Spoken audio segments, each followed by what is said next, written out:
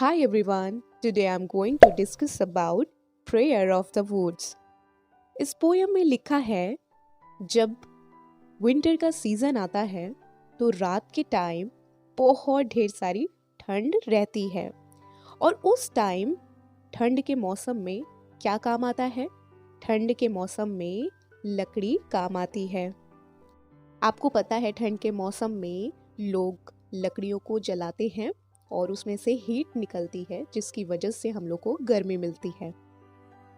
और जब समर का सीजन आता है, गर्मियों का मौसम आता है, तब क्या काम आता है? तब भी लकड़ी ही काम आती है। मान लो कि बहुत ढेर सारी धूप है और उससे आपको बचना है, तो आप एक गार्डन में जाते हो या कहीं पे भी जाते हो और पेड़ के नीचे आप खड़े हो जाते हो जिससे कि आप सनलाइट से बच जाते हो, तब भी एक लकड़ी काम आती है। अब यहाँ पर मेंशन किया है कि जब भी आप किसी भी ट्री का फ्रूट खाते हो, फल खाते हो, तो आप एकदम से तरोताजा हो जाते हो।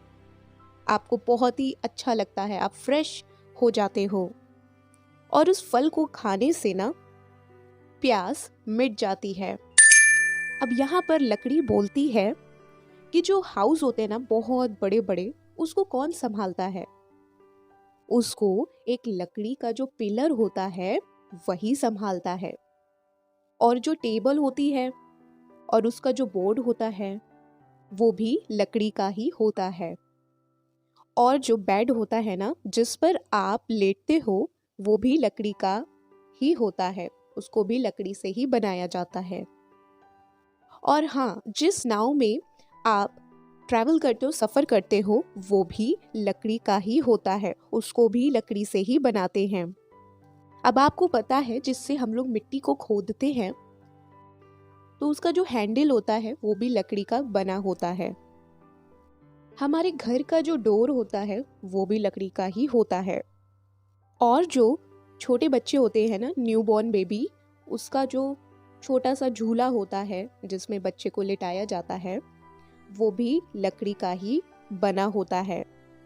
लास्ट में बहुत ही प्यारी लाइन लिखी है कि जब इंसान मरता है तो उसको एक ताबूत में रख के लेके जाते हैं ना, ग्रेवयार्ड, तो वो भी जो ताबूत होता है वो भी लकड़ी का ही बना होता है जिसमें इंसान को रखा जाता है।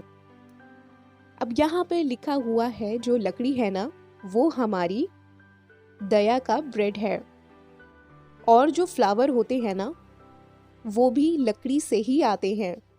फ्लावर की जो ब्यूटी होती है वो लकड़ी से ही आती है, क्योंकि आपने देखा होगा कि जब फ्लावर निकलता है तो उसकी जो डंडी होती है वो भी एक लकड़ी की ही होती है।